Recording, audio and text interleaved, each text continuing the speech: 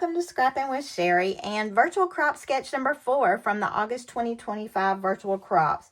Now, if you follow my crop sketches, you'll see this one's going to be a lot brighter than the last one we did because it's pictures of my granddaughter and my grandson, and my granddaughter is playing with a lot of her little Lego blocks. So for this piece of paper, or for this sketch, there were a couple of things I felt like we needed, but the very first thing I want to do is cut my borders because there is a border here and here. And I decided to use this Geometric Gems chain cartridge. This one came out and sold out pretty quickly. And I've already cut one, but I just wanted to give you a refresher on what to do if your paper will not fit to the magnetic line. Now, we use Posties all the time. And I put the sticky side of my Postie onto the paper. And I usually do a couple of Post-it notes for this, just to hold top and bottom. And then your magnets will adhere or hold through the Post-it note. But then you've got the ability to cut those smaller pieces of paper that otherwise you would have said, well, this is not wide enough to do a border. I'll just have to stop. Well, we don't have to stop now because we can use it to cut a border. And you could actually get more Post-it notes and do that other little piece as well. So how fun is that? Especially if you've got just a little bit left of a color and you want to use it to finish out a page. It just makes it so convenient to add your Post-it notes to that. So I'm going to dump these scraps and then we're ready to go to the 12-inch trimmer to do most of our other cutting. Now, in looking at this sketch, I debated back and forth about how I wanted to make this work. And I decided that I wanted to use this blue for my background. Now, when I look at this, the main place I'm seeing the background is right here. Now, our page divides here. So, there's background here, background here. But I'm going to use the blue as the back of both of those pages. Now, I love this blocks. And it shows that this is 8 inches wide. And then there's a 4, a 4, a 4. This is very similar to the one we did above. But we've got 8 inches over here. We've got 4 inches over here. So, if you're a math whiz, you'll realize that that makes 12. And you can use the same piece of paper to cut your 8 and to cut your 4. Now, after I did that, I thought, well, they've got this other piece in the middle. And I really love this building blocks paper, but I'm running out of it. It's been discontinued. How could I make this work for me? And I decided I really like this green on the other side. Now, if I had been paying attention, I could have cut my borders different. I could have cut these pieces this way instead, and this would have gone across. Guess who didn't pay attention to that? But now I can cut these at 4, 4.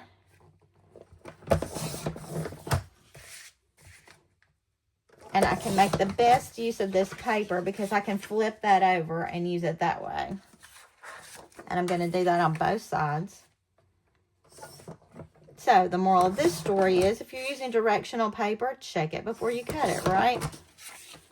And normally I would have done that, but now over here it'll work because I've got that square. Not going to work over there unless, you know what, I can make it work.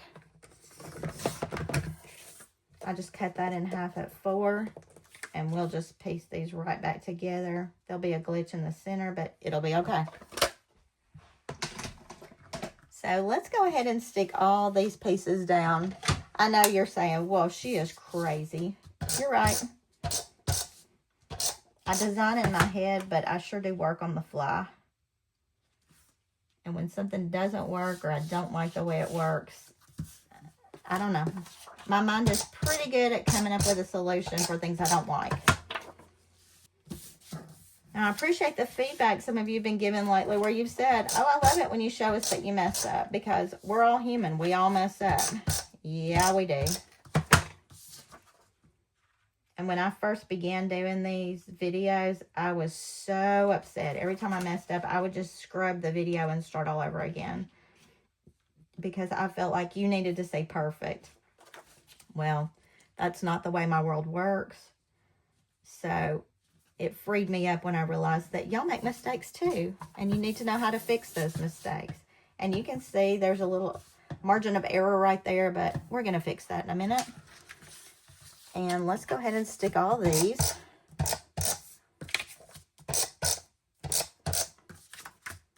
Now, I typically do not build a base on solid cardstock. I typically do some type of pattern, something with a little something on the background. Very rarely solid cardstock. But when I looked at the sketch, I realized most of that cardstock is covered anyway, and there was no need to waste a pretty patterned paper when I was going to cover it all up. And then really the last part of this is going to be to put these borders on. And here again, I debated back and forth about the borders. Did I want the colors to show, or did I want to put another background behind it? How did I want to go with that? But I think I like the colors showing through. And let me just go ahead and lay out photos, and we'll see about spacing here. I may want to scoot the border over, or I may not. Now these, I ended up with 3 on this side. They only showed 2 little ones, but I kind of did it my own way.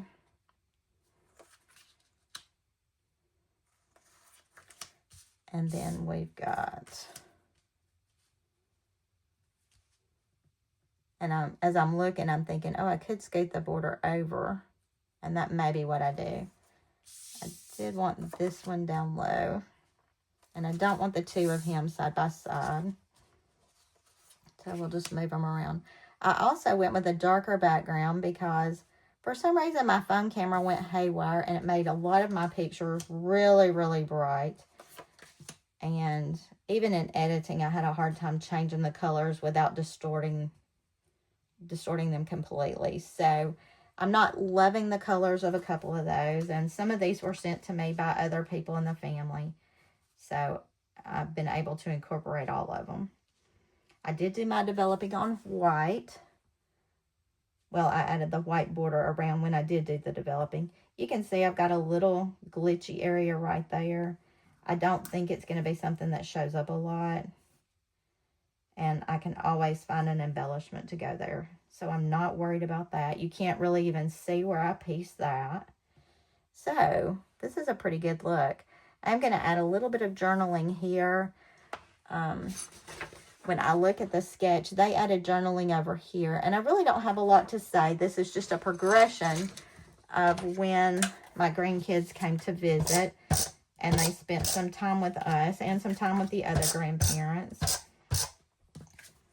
My granddaughter is full of color and loved these blocks. So I knew that I wanted to use that building blocks paper with this specifically. And all the colors look really good with it. It looks like a kitty page, and that's what I really like. I'm going to lay that one aside for a second because I may move these around on this edge over here.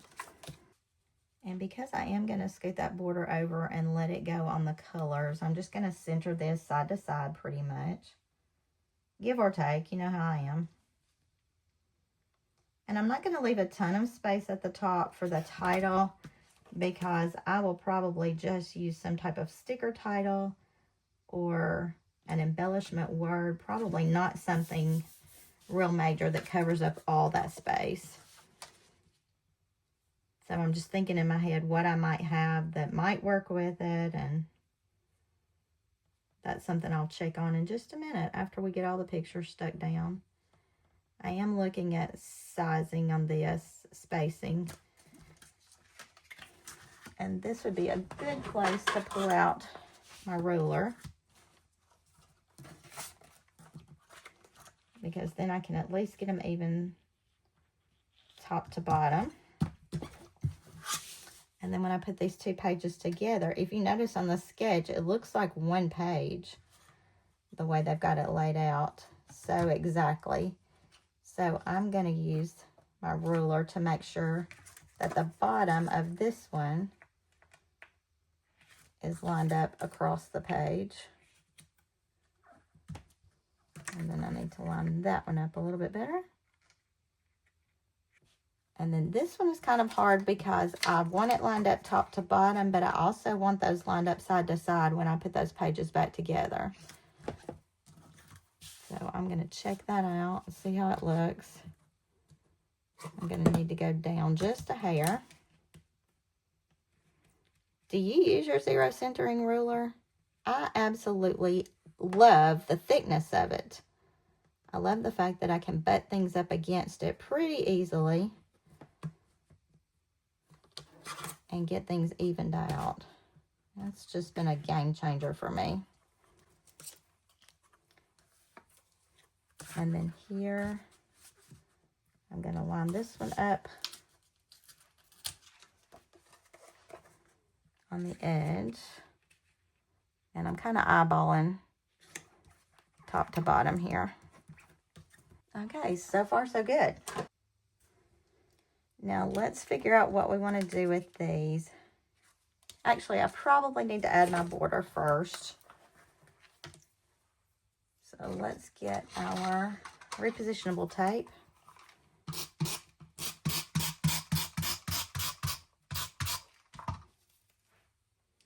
And on this side, I know I'm going to put it so my color is showing. It's pretty cute. I have debated, and if you've got really busy paper and you don't like the color showing through, cut you another piece of paper and use that to put your border onto. That'll set it apart a little bit more. And I had debated that with this because I knew this block paper was going to be really busy, but that's kind of what I like about it, is the busyness of it. So I think I'm going to keep it really busy. So we've got our borders on. I don't know if you can tell or not, but yeah, you can tell. My silicone mat likes to stick to the fronts of these photos because they're a semi-gloss. On my workstation where I just work for fun, not where I video, I have a little bit more space, so everything's not stuck together all the time. But over here it does. I think that one just needs to go in the middle because of that green turtle pool she's got going there. And then she was washing her feet off with the water hose that I think is adorable. And then there's a little brother in his green Celtics. And all I have to do is just trim the edge of this picture a little bit. And these two pages are basically done. Now, I will go back and add a title here. I'll have to look for that. And I think I'll use my little write-on strips to add captions on the photos rather than doing a big journaling box, a big journaling area. I just want to add quick captions. So you'll see the finished product in the photos that follow the video and the photos that come at the beginning of the video. And that is a wrap on virtual crop from August of 2025. That's number 4 from the August 2025 virtual crops. And until I see you next time, happy scrapping.